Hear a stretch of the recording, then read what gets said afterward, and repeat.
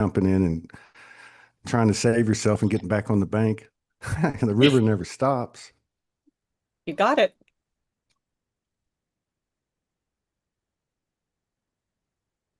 All right.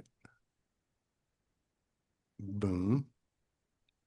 Welcome, Liara Covert, the Soul Ghost Hunters radio show. It's great to be here, Todd. Me too. I had a show with my brother last night. The first thing he said was, we play music sometimes. And the first thing he said was, it's been a hell of a week. And I can tell because every day it's been a hell of a day. Like the energies, before we got on, you were talking about the snowball effect, the domino Mhm. effect. That's My right. thoughts right before, you came on, I was having my own internal thoughts and it was, man, and I've never said anything like this before, but I'm realizing the magnitude of the energy that's coming in and however that plays out and whoever's narrative, from whatever perception they have.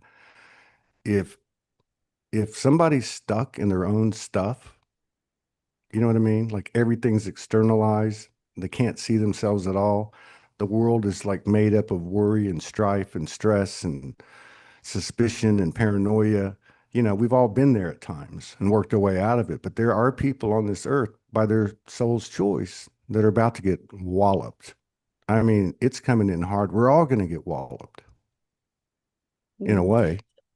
Some Yeah. would say they're already in the process of being walloped, but just to set the stage for our show today, to welcome everyone who's joining us, I like to start with a story.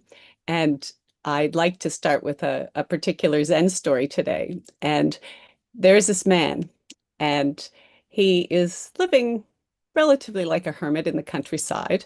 He lives in a small community. And one day, a horse shows up and it stays. And the community says, "Isn't this a wonderful thing for you? A wonderful thing to happen for you?" And the man says, "Well, maybe." And then a few days later, the horse disappears.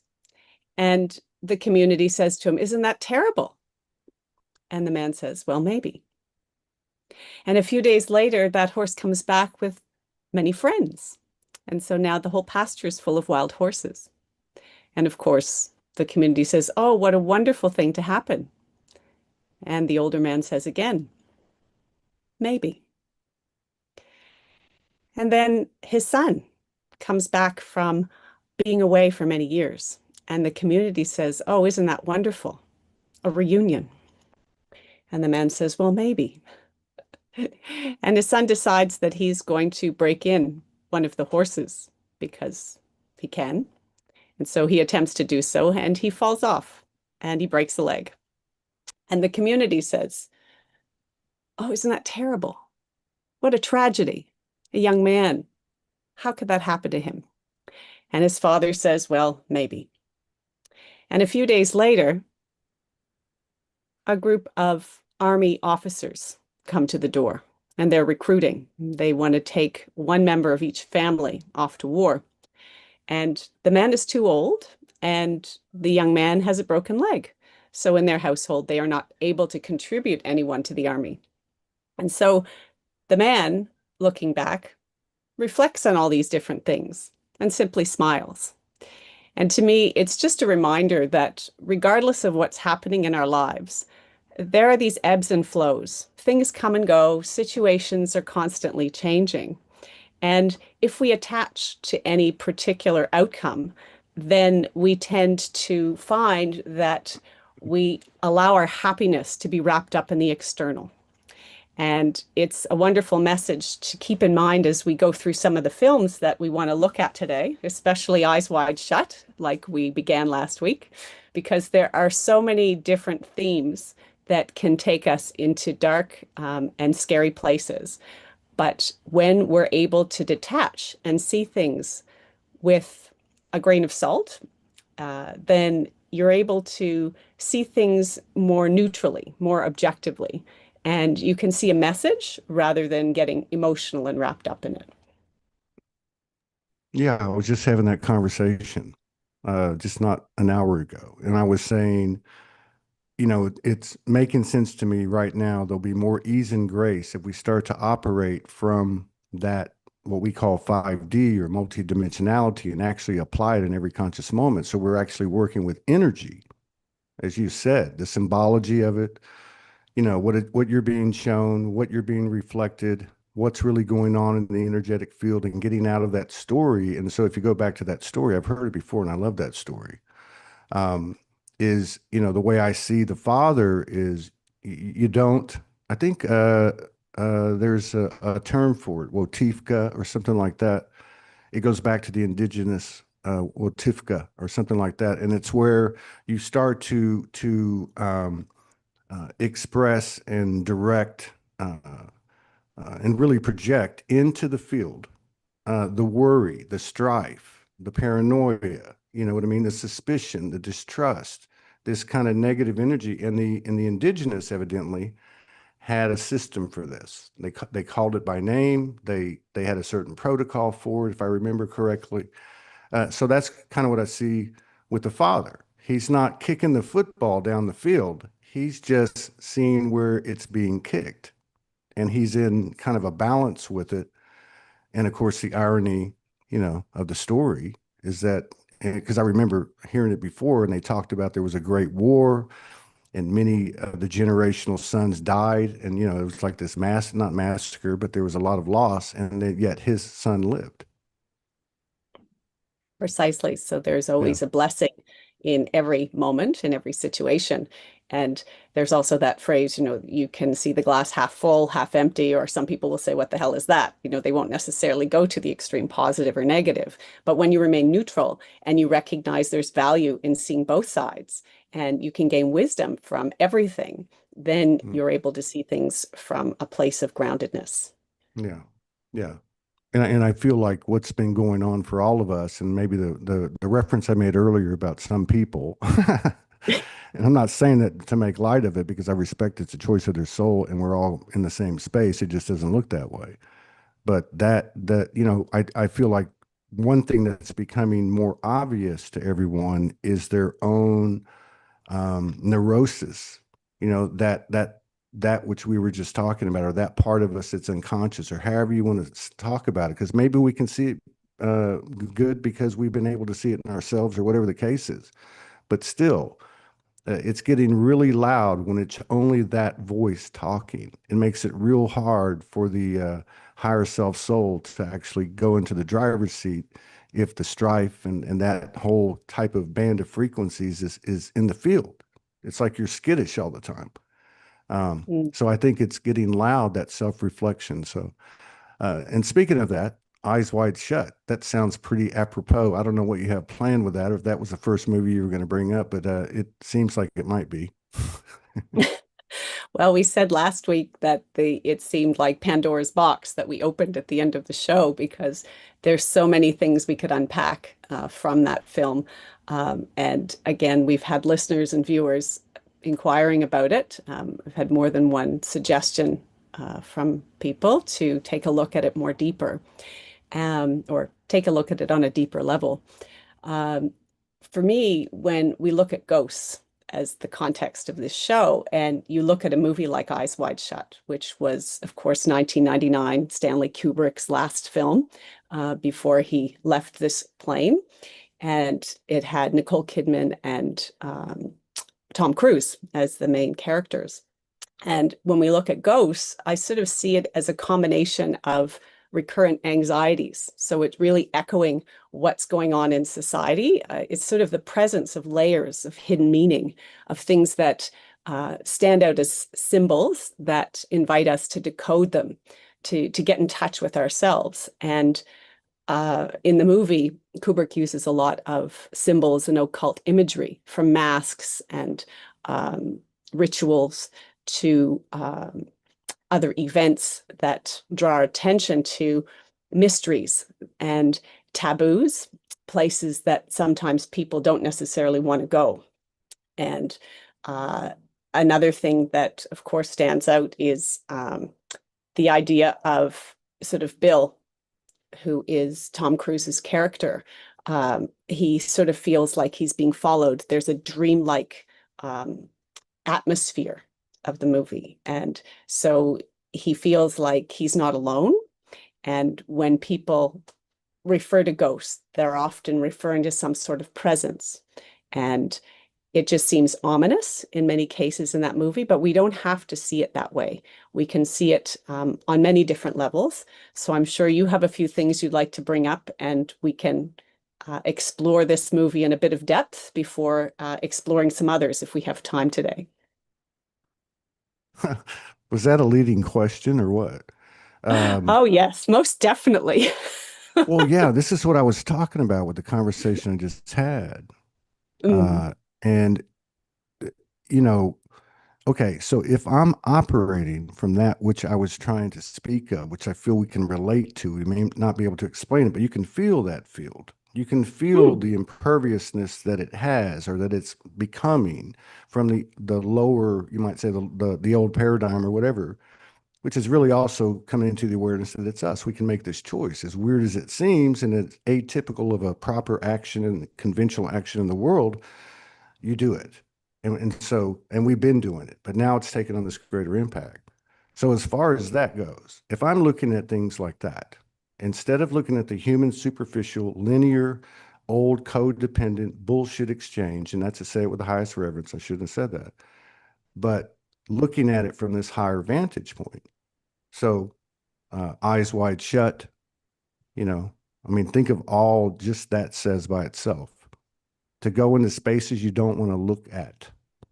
So this is a reflection, regardless if the Illuminati made it, regardless if Kubrick was part, whatever the hell, fake moon landing, whatever, it doesn't matter. The point is, it's reflecting to us to look into those spaces in a different way because it's the same thing as the subconscious unveiling something to us, or mm. our soul coming in and telling us something hard and fast, or having some other dimensional or meditative experience where an image of you, an image of the universe, or whatever the energy is, galactic, whatever angelic, comes in and gives you a hard lesson, and it rocks you. But that's the same level. It's just a dark door you go through instead of one of light, but it's one and the same thing.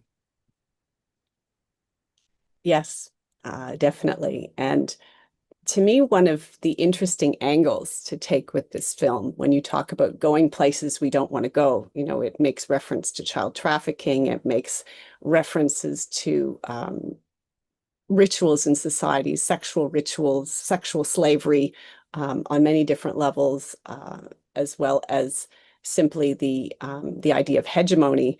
Um, it also invites us to reflect on this collective consciousness that we are and how we are going through a process of stepping stones to activate dormant abilities that we all have, like telepathy, for example. And so, why is it that we all seem to be drawn into some of these subjects that are so taboo? Why now? Why is it that we're not able to turn away? This movie was made in 1999. There have been other ones since. But why is it that people are coming back to it now and seeing different layers in it? And why are we willing to go there? It's this growing courage that we're tapping into within ourselves to discover what our fears are and what the basis of fears truly are and how we can get to the bottom of those so they no longer control us. That's a very interesting point that people are coming back to this level of awareness or retrospection. Uh, and then the link that you have to the higher sensitivities and abilities that are coming in at the same time. And to me, there's a relationship here, and I really feel like it boils down to eyes wide shut. What's presented, the dark red spots, the deep, here we go, the deep root. It's not just dark red, it's black red. Okay. And these places that we can now look at from a higher vantage point, which means that we're not judging others, we're not judging ourselves. We're actually looking at everything as energy. There's nothing personal here. And so what happens is I see a relationship. If I'm going to take on higher skills and abilities and sensitivities that I know are a part of me, every time I step into that dark black red, I know as I go through it, my connection to those higher capabilities or whatever you want to call them come into fold more and more and more. So I'm not saying everybody jump into your shadows, blindfolded or whatever. What I am saying is it's becoming very apparent that we're at the bottom of the barrel here. So we might as well just start sprinting to the finish line. An interesting analogy can be made with the series of 50 Shades of Grey. I'm not going to avoid Eyes Wide Shut. I'll come back to it. But you mentioned the blindfolding. And of course, many people will see, again, the sexual context in that movie that guides the viewers to go places they don't know if they really want to go.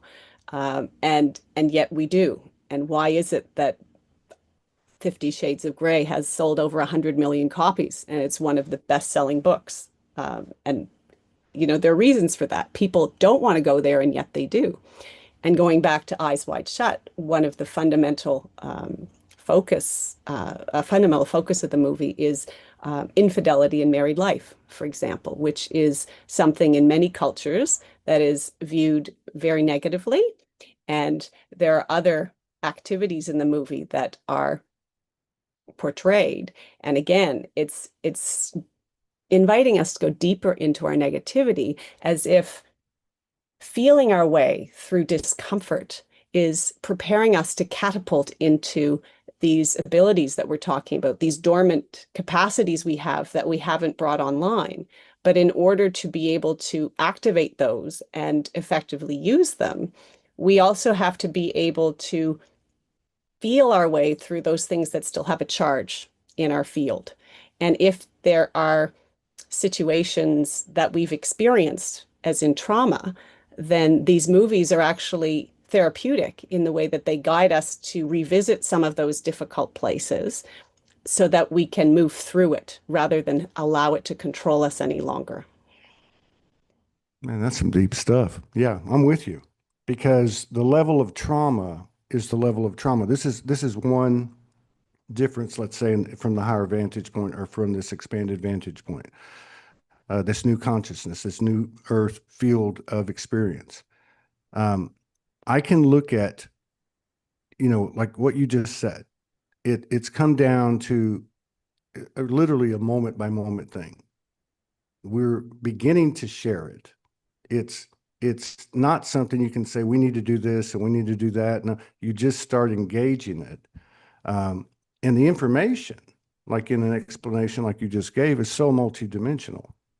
So at the same time, we're able to bring that stuff in and not really be at a human level convinced, maybe if that's the only place that we try to make the argument. But we're actually being able to do this. We're being able to take this energy in, hold it in our field, and continue the exchange. You know, and there's something to be said for that. We're in a field of energy, and going back to that movie.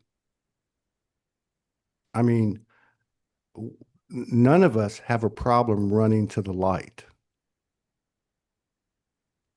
Okay. So if we're going to go to the 0 point field, let's run into the dark and we start to see the beauty of it. And I believe from things I've been exposed to for the last few days or whatever, that the root chakra is it's not just dying, it's revealing, it's birthing, it's very masculine.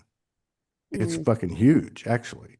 And I don't know how long this is going to take or anything, but it really feels like this movie is totally appropriate because if you look at that movie, there's a lot of black, there's a lot of red, right? Yes, the colors And are the very rituals are, significant.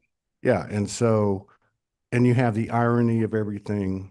And you can look at it in so many different ways. You can look at it as sexual distortion to the nth degree that just keeps extrapolating, extrapolating, extrapolating to the point of the last scene of the movie, right? But Mm. then at the same time, you have this, you mentioned the blindfold, and I see the void a lot like that. So I go into the void, never by my own choice, and when it happens, essentially you put a blindfold on, and you're beyond a place of trust. But there is a connection between that which is outside of you that you don't know and you just let go. That you get to that final place. It's beyond surrender. So this is important, I think, that these types of things are coming up in the world and people are going back to a movie like this. Hmm. Well, the Venetian masks really stand out to a lot of viewers of that film, precisely because they represent the hidden desires that many people have. Why traditionally have there been masquerades? We have Halloween around the corner where people were going to be donning masks Mhm. and costumes again to hide behind something because there are certain behaviors that were and have been culturally unacceptable. And somehow, yet engaging in these behaviors is still appealing. And we are taught to pretend that rules don't matter, or we're taught to pretend that how we truly feel about things can be discounted. And the movie is inviting us to question this incongruence. I can speak from experience on different levels. Not only as a psychotherapist, where some of my clients will find films to be very therapeutic when they are working through very heavy stuff, from child abuse to infidelity, to cultural innuendos related to religion and other indoctrination.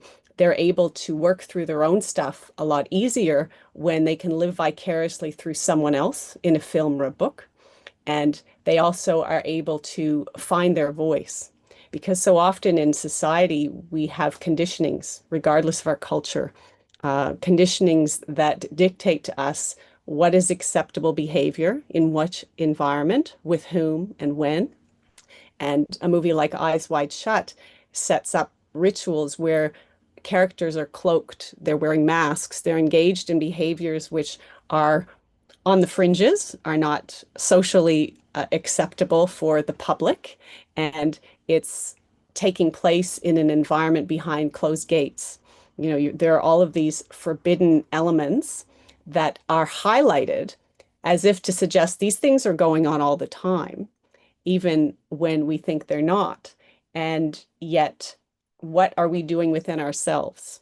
It's all a reflection. It's a mirror of how we're feeling about our own behavior and our own incongruence. Does that stand out to you, Todd? Yeah, yes. There's a lot to unpack there. But I think the main thing for me is we've reached this point that we've gone through the light, gone through the light, gone through the light, and all the different shades, the 50,000 shades of whatever, or the 144,000 shades of the spectrum, whatever it is, and we still have this spot, and which is located in our root, which seems to be occurring, which is bringing forth conversations, movies, other expressions like this, and there is a reason. Yeah, those things that are occurring behind closed doors are occurring everywhere in the energetic field.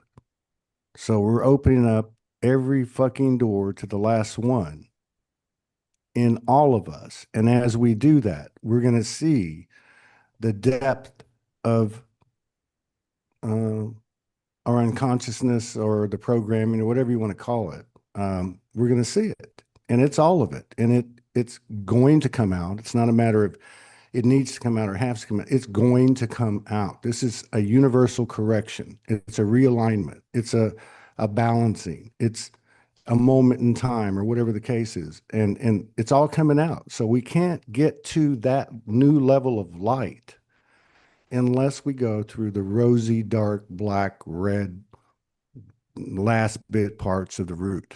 And that's what we're doing right now. And it's it's a wild ride, but so are the rest of the chakras. You're right. And if you wanted to, you could explore other chakras that are being explored that movie also, but the root chakra is certainly a big, major, intense one that is standing out for many people. Yeah. Well, I'm not trying to read between the lines, but I mean, let's just look at our own internal biology and experience. When we have experiences in in the chakra column, many times they will flow up to the crown and then back down and to the root and back up. So everything is the same pattern. We're no longer going to see the linear part of it. So, but it does feel to me like this is the final cleaning of the root at some level in another. dimensional timeline. Maybe we did it before in the old dimension on different timelines, but now we're in another dimension.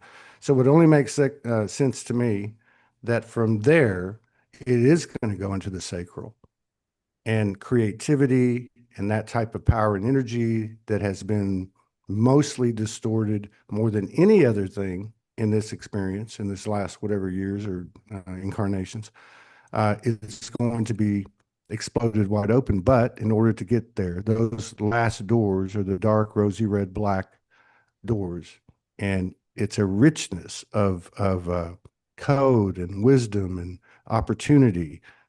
We just, as long as if we can accept it, if we can see it that way, we can see it the way we see the light. Walking to Mm. the light's easy, you know, but walking through the, and that's the funny thing too, is because when we walk through the last dark door, we're just going to walk into the pure light again. It's going to start all over. And That's we'll it. be I having a love show in 26,000 years talking about the same thing. And you'll be a 7'8" uh, double-headed Andromedan hybrid Arcturian. Yeah. And I'll be a there's some, gerbil on the earth. well, there are many possibilities there, aren't there?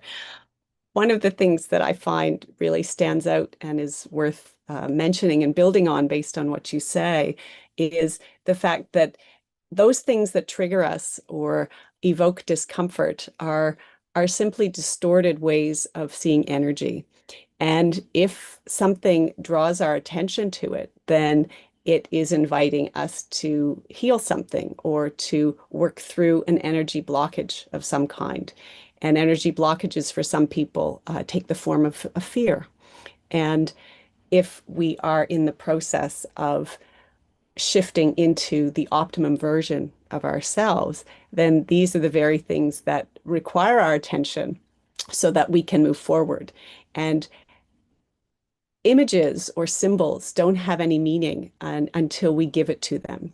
So, based on the filters we hold within ourselves, we decide if something is good, bad, right, wrong, if we're in a sense of duality, or if we can shift into that place where we see the message of love there, then that is part of the way through, as opposed to avoidance or hiding or repression.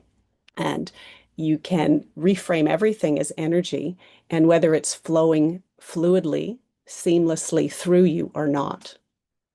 That's one thing I'd like to highlight here. Yeah, I like that. Yeah, and that is ultimately what's happening. It's not just self-awareness, it's self-source, self-regulation, self-everything. Um, and, and I know this is going to be out from left field, but when you were talking about Eyes Wide Shut, a certain part of Eyes Wide Shut a while ago, the last time you were talking, this thing came in my head, and I thought, why is that here? And it kept coming, and it just finished up when you were saying this, which is kind of the other end of it. I'm at the 180 degrees maybe, but a movie came up, Mm. and I think it speaks both to the internal voice that you're speaking of, but also to the multiplicity of it. And again, looking at it energetically, and that's the movie with Sally Field called Sybil. Oh, yes. Okay, Yes. so it's a harsh uh, rendition of, in my opinion, the human experience. So she has all these voices, yet she has one voice. Mm. And and you also see the journey of her trauma and why things happened and how she took on the energy and everything that she did. So um, this might be a dark door that we walk through, but I don't see anything wrong with that. I'm a schizophrenic. I have multiple personalities. I have one voice, but this human experience has brought certain things on. And I think these are the doors that we're talking about. These are the ghosts of ourselves that we're talking about.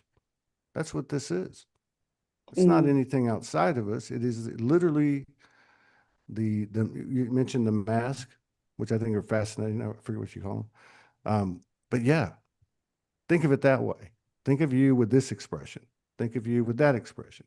Think of you with this expression. It's a multi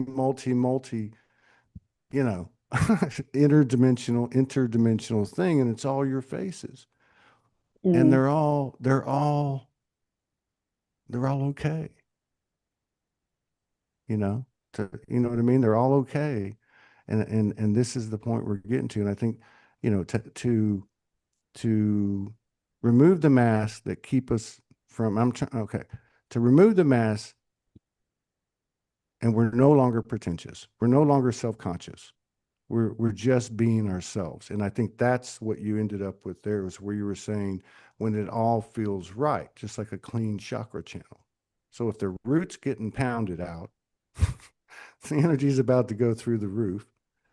And, as the tourist field flows, I think we're going to be in for a hell of a ride for the next couple of millennia.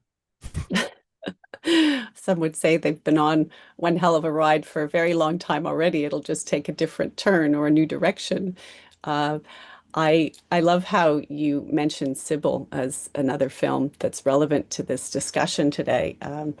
Of course, for those who aren't familiar with this particular film, it's for some it's hard to go there, but it is a multiple personality disorder film, and it has to do with child abuse and some pretty horrendous events that led to the story of this individual.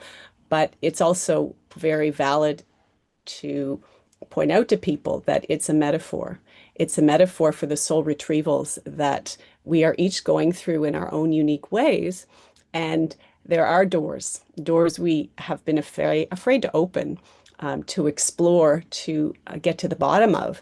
But as we overcome our fear and we actually go there, then we realize that the fear is unfounded, that we can reharness that energy, redirect it, and use it for growth, use it for activating those dormant abilities that we've been referring to, use it to access parts of ourselves that haven't yet been unleashed. And that's what we need to do. And so often in society, what we're taught is not to go to these places. We're given rules and regulations from a very young age. This is the speed limit. These are the foods you can eat. This is good for you. This is bad for you. And it instills fear of avoidance of those things that could be judged or cause us to be rejected, cause us to feel less than who we are. So it's very valuable to explore some of these things because it changes our sense of time and space and our relationship to time and space. And this is a stepping stone to another film that was recommended to bring up today called The Arrival. Do you remember The Arrival, 2016? Yeah, Amy, what's her name? Yeah, I remember that. It was Forrest good. Whitaker and Amy Adams. What do you remember about that film, Todd? What I remember the most about the film, and I don't remember all the details, but what I remember was the intimacy of the connection. And I may not be, that may not have ended, in a proper fairy tale, but I remember there were moments, or a building moment, of true intimacy, of true love, basically, of yeah, of what we're all are, or chasing, or both. Mm, I resonate with that.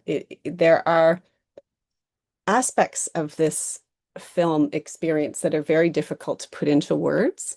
Uh, Ironically, it is focused on a linguist who is retained by the military to help them communicate with extraterrestrials. So on the surface, it seems very structured and logical, but it's also an experience that plays with our consciousness. Because the way things are presented in the film, not only on an emotional level or a feeling based level, but it's the order in which things are presented that is helpful to help us activate some of that dormant DNA. And why I say that is because we're activating telepathy, bilocation, multi-location abilities within our being. And the way things are presented, you have the sense that this is not a linear story. This is being presented in a way that is backwards to what the logical mind might imagine would be happening. Do you remember anything about the timeline of that movie, Todd? I kind of get what you're saying. I don't. I remember the first part of what you were saying, but to me, it's almost like I don't know why this term came up in my mind, but reverse engineering. Okay. Yes. So like let's say there's this arc of experience or life or whatever that we take off from 9 o'clock on the clock, right? Boom. And we get to the other side. And the further we travel from that equator point, the less we remember from the other side.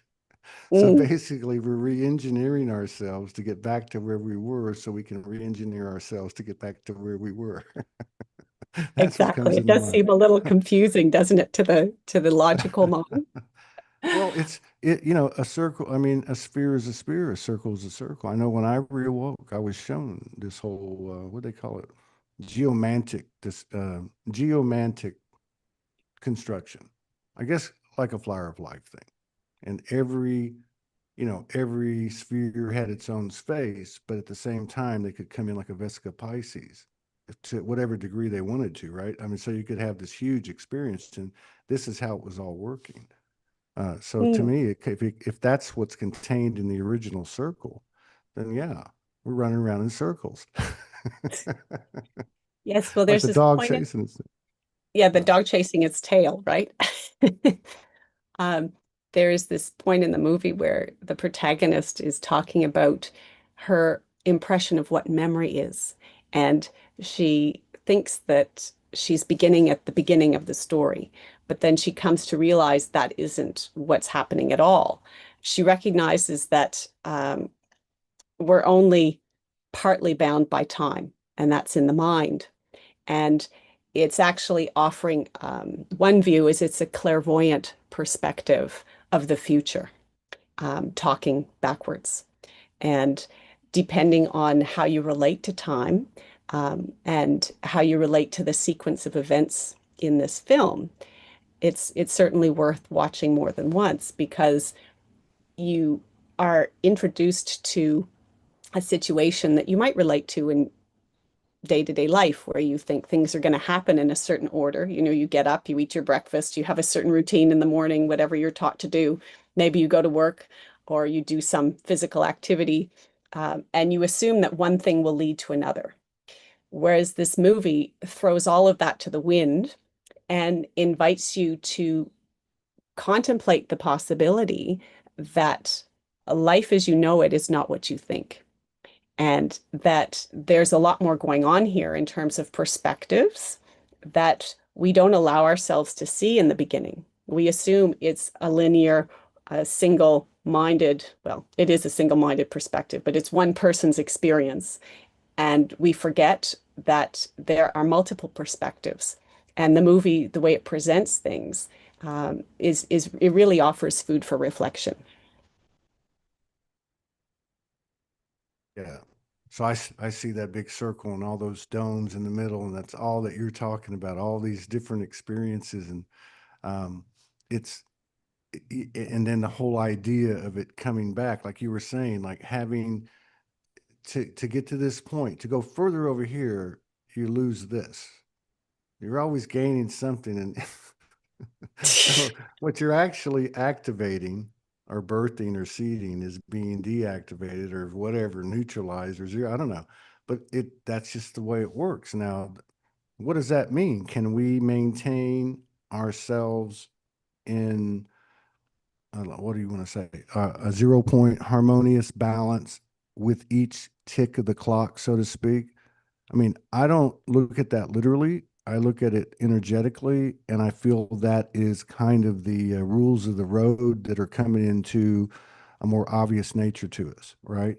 And and so, I love connecting everything back to the ghost thing, which has been a really interesting project doing this with you, and I appreciate it. Um, but again, we walk in the door talking about Casper, and now I'm talking about Sybil, but there's some, but but if you really think about it, every one of those steps that are on where we're at is is based on how much of our perception of what is on the other end is you know, you could say being given to this higher, the soul, higher self. And what I mean by that is letting go of the stories in a way we never had before. Because if we do that, it's kind of like when people talk about when you change the present, you change the past. And it sounds all warm and fluffy, and I get that. But the reality is you do. And the way you know you do is if it's no longer a memory. Hmm. You might be able to cite it, but like you said earlier, there's no charge. So this is the humble pie that the human eats that provides the fodder for the soul to grow. I love the metaphors and the symbolism. We just go deeper and deeper. But life has certainly become bigger than anything we could ever script. And that's part of the excitement. We sort of are working through this process of self-realization or enlightenment, you know, working back to what we already are. And that's part of why the analogy of the arrival is especially interesting because it at the beginning of the film narrates not what has happened, but what is still to come, what is part of your understanding and yet is not yet accessible to your conscious awareness. And that's what we're in the process of doing as a species, as a collective consciousness. All of this information is here within us and around us, but we haven't yet activated our full potential to be able to access it all 24/7. We'll get increasing glimpses of things. More and more people are activating dormant abilities, but there are still other people who haven't. And when you continue to interact with people at different stages of consciousness, that's part of what creates the unique dynamic of human existence. Yeah, it's called friction. I'm the No, diplomat in that but you sometimes, said aren't that I? very well. Whatever you said about 45 seconds ago, that and it was like three sentences. Hmm. And it was something to the effect of the higher consciousness is coming in.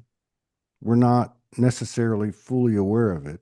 It's affecting our actuality. It's affecting our you know, our physical experience as we really come into a present kind of experience. Uh, and so, yeah, it's a whole new language. You can't really explain it. You can bring up movies. You can bring in colors or sounds probably more successfully than you could trying to explain it because it's a type of information or stream that is moving so fast it's beyond that level of communication as we move into a whole higher level of communication. So um you know, I'm yeah, I'm convinced that's what's happening. I know that's what it's happening to me because you know, people talk about the split and all that, but you know, I saw a split like we all have, I guess, at times, many times in our lives, but I saw one recently like boom, and I'm in the middle, and then I choose I'm going to go this way because I know what that is, and it's just getting like smaller and smaller and smaller, and it's just falling away. And you're over here kind of in this new place, which is not totally comfortable, and you want to go back to your old uncomfortable zone for a moment. And I'm talking thoughts, you know, loops in your head, old stories, whatever the case is. But we're not allowed to stay there. We've already crossed over, and like you were saying about the, you know, the level of consciousness or unconsciousness of this intelligence moving into our embodiment, it still has occurred. So the fact is, we have crossed over to the other side of the bridge, and we're there. And the only thing that keeps us from being there more presently is our belief. And that goes back to the beginning where we talked about, you know, basically seeing without, you know, beyond the fluffy love and light, seeing everything as energy, respecting that energy is pure love. It's love. This is what it is. It has eyes. Soul has eyes. Soul has ears. It's no longer this human, you know, validation or rationalization or substantiation of our existence. This is fucking, you know, full blown souls in the flesh, and the sky is the limit. So let's raise the roof. Well, you know, it's upending our sense of time, space, relationships, everything. It's part of why people will say in their lives, the shit is hitting the fan. You know, life is falling apart in many ways. The familiar is no longer static. Um, it's something that no longer resonates. And the whole idea of resonance and dissonance is worthwhile. It's worth mentioning because why does something resonate with us? Why are we triggered? It's because it's inviting us to see deeper into the meaning of what this thing is for us, so that once we decode it, then we can use that energy differently. And this is, for me, a stepping stone to yet another movie that was mentioned by our viewers this week, Lucy by Luc Besson with Mm. Scarlett Johansson. Do you remember that one? Oh yeah, yeah. That's a top 10 movie for me. And Yeah, by the way, it is. Big Lebowski's number one, but that's one of my top tens. I was going to ask you. And A River Runs Through It's number two. But Mm, but that's also worthwhile. But I brought Lucy up just in this context, and then you can bring those up if you feel that they're a good leeway, if it is a good stepping stone. But with Lucy, for those of you who haven't seen it yet, highly recommended. It's a perspective of what could happen when all of your brain capacity comes online. And in the movie, the protagonist is experiencing this acceleration of information download. And she learns Chinese instantly, much like someone like Trinity in The Matrix downloads how to become a helicopter pilot instantly. And so there's no time. Time is compressed, and all of a sudden, access to not only information, but different fields, different energy fields and dimensions becomes accessible. And for a lot of people, this is unfathomable. This is frightening. This shatters multiple paradigms so quickly. This is part of why it scares people. It's not that the experience itself is scary. It's what has to be dismantled or let go in order to fully embrace it and embody it. What stands out in that movie for you, Todd? I don't know. That explanation was so good. Let me think about it for a second. But that's exactly right. Exactly what I was just saying a minute ago in my own way, which is basically you can't take that next tick unless you let go of that one. And how do you know if you've actually changed the past? If you think you've changed yourself in a present sense by looking back, because you don't see these things as you did before, and they seem to be taking giant bounds now, right? Uh, Now, the other thing about Lucy, and back to what you were talking about in the movie at hand, I also think of Limitless. Okay, Yes. and so both of them had kind of the same concept here. Now, one of them was in, you could say, an unmanageable state for a human being. Like on Mm. Lucy, the shit got turned on and like it was game over. This is Yeah, the it didn't biggest last long, did it? this is the biggest trip you've ever taken. You bought the ticket, so take the ride because that point where you don't know what's going to come out on the other end. But on the other hand, the one with Matthew McConaughey, Limitless, that information came in a more collaborative way. He worked with the energy. Mm, The metaphor being the pill or whatever the case was, and even upgraded the technology and all this other stuff. But the level of collective uh, influence was more apparent in that, where Lucy's was more of like a personal trip. I think both are happening, and the connection between our relationship to the immediate external, which would be our shared earth experience, and what's happening within ourselves start to come together too. Like mm. everything that you can think of that looks different is coming through. And these are some deep rooted stuff, no pun intended. It also prompts me to reflect on Inner Space years ago. I don't know if you remember that one, um, where the human was miniaturized. Martin Short was in that one, and the miniaturized human went into a capsule through the human body. So it was sort of taking things at a slower pace, I guess, than Lucy. Lucy does feel like you're on full throttle, fast forward, and that's why everything happens so fast, and then the end happens as it does. Whereas in something like Inner Space, it's more progressive. There are stops and starts. There's opportunities to experience fear, to let go of fear, to experience fear, to let go of fear. Whereas in Lucy, it's like you got to let it all go right now because you're already down the street and you got to catch up with your body because it's gone. That sort of thing. And it wasn't Matthew McConaughey. I'm sorry, Bradley Cooper.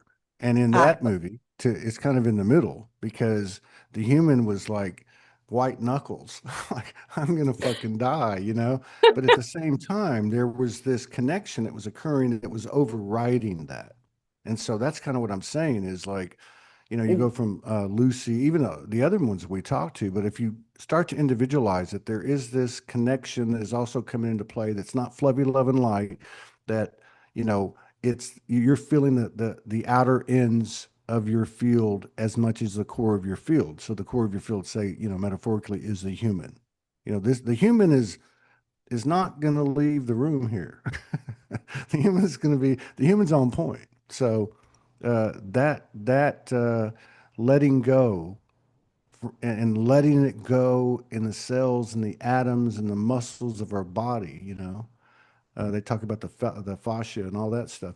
Letting it all go, man, turns on a physical Merkaba. And I don't know how we go from ghost to talking about this, but it is these are the doors. They're not to be perceived or seen from the eyes of our journey, of our conditioning, of our experience, but to be seen from the heart and the soul. And they're golden doors. mm, Our last mask removed are our greatest opportunities for that we could do for ourselves. mm. And all of these films that we've been referring to today are also pointing to the fact that we exist to evolve to the point where our human body can hold more light. This is the evolution into the crystalline body, the light body. And the ghosts that we see in our lives, the symbols that hold us back or represent fear, are affecting the pace at which this transformation can happen. And so if you look at different films, you see that there's a different sense of time and space, and things happen at a different rhythm based on perception, based on self-understanding, based on what's going on within our own unique individual energy fields. And you can have a change happen quickly in the mind, but does it happen in the body and the spirit at the same pace? Generally, there's a period of time within human experience that is required in order for alignment to happen. That's why we have processes like yoga, not only asanas, but we have breath work, we have mantras, we have chanting, we have toning, we have symbols, we have journeys that people go on to purify and prepare their vessel in order to hold more light. And if you are a circuit board, a computer circuit board, and you plug that into too much energy, that circuit board's going to blow. It's not going to be able to handle that energy flow safely. So part of going through these movies is to look at them as stepping stones to better understanding ourselves and working through the obstacles that we imagine for ourselves on this journey back to wholeness. Yeah. And the baggage we picked up on the way that we thought was a part of us, like an attachment or impediment. um, so, as you're talking and I'm seeing, as we have these discussions, all of us, not just this conversation, this is the energy we're in. It's a multidimensional conversation because the bullshit's not going to hide anymore. Basically, that's the way I look at it. That's just my way of saying it. But um, there's so much to be said there. But what I'm picking up, and again, we a lot of this, a lot of this episode's been around the root. That I have to say is a very masculine thing. I think everybody would agree to that. This, if the lower chakras are the masculine, then we're at the root of the root of the root, and that's got to be like the deepest one of the masculine. So as I'm listening to this last thing you were talking about, I start to remember two or three different movies. Now, one of them, I don't remember the name of it. It's Christian Bell. He's kind of a hardcore dude, and very quiet and goes about his business. And he's got a very, he's done some shit in his past, and so he's dealing with that and that masculine energy silently, alone. And there's a female that comes in here and there, and you see those openings. And I think of a couple of other ones um, where where it really brings out the ghost that I'm picking up on in the masculine journey, which is to have been the soldier, to have been Mm, blamed, to have been shamed, to have compromised yourself. Right? I mean, you know what I mean? So I don't know if the ghost movie journey exploration goes into this type of thing, but I would be as doubly excited and intrigued to discover both sides, where the feminines, because we've heard a lot of that, especially in these groups, but can we go deeper there? Can we find a congruence where both are on the same playing field? Because to me, this is the last line of separation. This is the last ghost. You know what I mm, mean? Mother Earth is going to birth probably a million universes when this soulgasm occurs and they both come together. You know what I mean? But I mean, if you look at it energetically, metaphorically, there's been so much talk about this over the years. Let's get down to the brass tacks. Were these two journeys of our souls, or each half of our soul, the same exact journey? Are they still ghosts to each other and to themselves? mm. To me, the nature of this journey has no limits, Todd. So we can definitely go down those roads and Mm, look at sort of the balanced masculine and feminine, as well as we've been exploring more so an emphasis on the masculine or the feminine. mm. Um, there are a number of films we won't get to today, but there are a couple of other ones I just want to quickly bring up. One is called The Fountain, 2006. Hugh Jackman. Do you remember that movie? I remember the original. Yeah. Yeah. And what stands out for you about that one? I don't remember all the details. It was a bit of fantasy involved, if I remember correctly. Okay. Mhm. Love was involved. I remember that. Deep love, right? Mm. I remember more of the energy of it. And I think the fountain is a very good image of it. Well, it's one of those movies that brings up masculine and feminine. It's also brings up the themes of life and death, and I would compare it if I had to compare it to something with Cloud Atlas because there is time travel involved. Mm, There's this character, Hugh Jackman's character, that travels through time to save the woman he loves, essentially. And in one scenario, he's a conquistador in a certain period of human history. And he's a present day scientist in another scenario. His wife has cancer in that one. And then as a futuristic astronaut, he's traveling through deep space and encountering other obstacles. But ultimately, the ghost that he has to face is his own mortality, which is the theme that can be recognized in just about any film or book that exists. Ultimately, this fear of the unknown, the fear of what we cannot control, the fear of what's around the corner and doing everything we can to postpone it. So he's looking for solutions to run away from himself.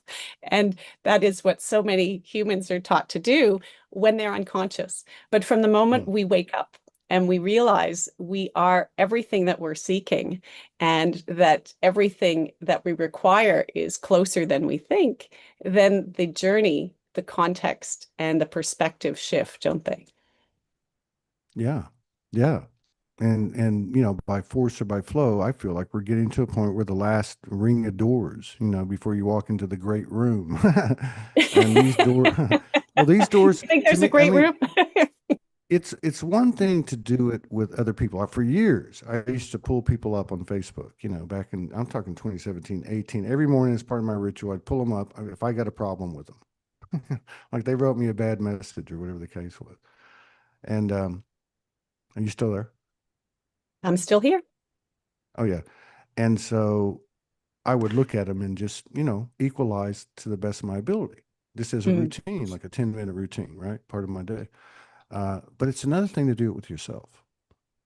And I feel like that's what we're getting to, the root, which is to open doors and say, this door says jealousy. This door says insecurity. This door says you're, whatever they are, you're ugly or you're short or you're this or, you know what I mean? And Mm, open it. But the real core ones, the ones that bite, you know what I mean? And like, I feel that's what's happening. I really do. And it's going to make the external narratives virtually meaningless. mm. They lose their charge. That's true. And I guess the other one I wanted to bring up today, because I know we're coming to the end of the show, Oh, good. is Thomas Crown Affair, 1999. Do you remember that with Pierce Bronson and Rene Russo? I loved her. I think he's cool as shit. I saw him in Kauai in a restaurant one time. Let me just put that plug in. But I don't remember. I love movies like that. Mm, The Man in Me, James Bond and all that, right? yeah, And I've yeah. seen him, yeah, but I don't remember the nuts and bolts of that. No. Well, there are a lot of things you could pick out of the movie, and we could always revisit it at another time. But the reason why I bring it up is because it brings up this existential dissatisfaction with the material world. Essentially, you've got Thomas Crown, who's a wealthy individual who's unfulfilled and bored. And so, what does he do? He orchestrates these elaborate crimes in order to entertain himself. And what happens is Rene Russo's character is you could call her a bounty hunter. She's sort of an insurance investigator who comes on the scene because there's this very expensive painting that has disappeared mysteriously. And um, it's interesting that it just highlights that money in the material world don't represent fulfillment for humanity anymore. There was this materialistic growth spurt that we went through as a civilization. But it's really love, trust, surrender, the intangibles that become more valuable. And that's sort of what happens in the movie, as seen with the relationship that evolves between these characters. But to me, the ghost is not a literal supernatural essence in this particular film. It's more it refers to these elusive hidden aspects that we all have, the mysteries that we're invited to explore within ourselves.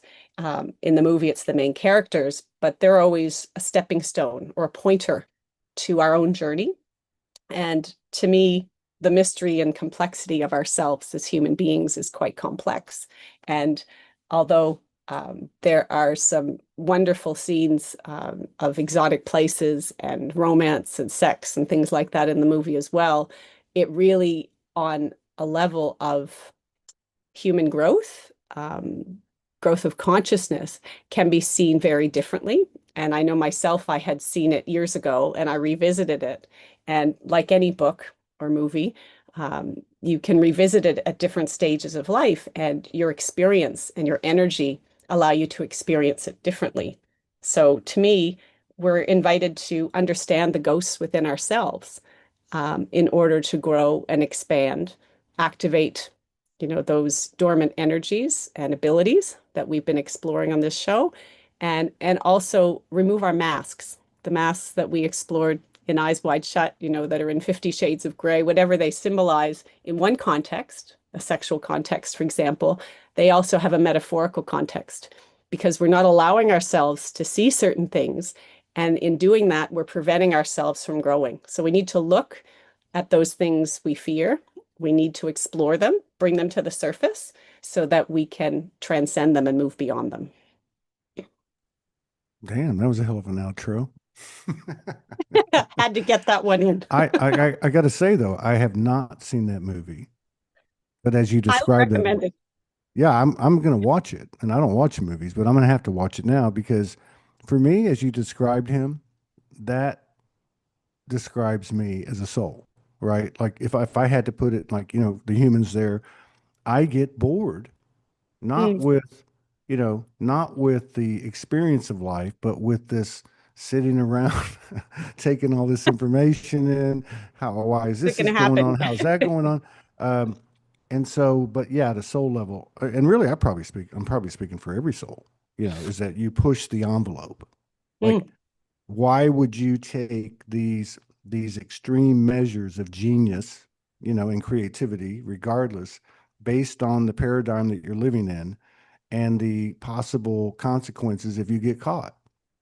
So to actually say, I've got all this, I've got the whole world, but yet I'm willing to go sit in an 8 by 10 cell because I want to get my rocks off, basically, because I want to live as a soul. I want to, step out of the box or extend the boundaries or push the envelope, right?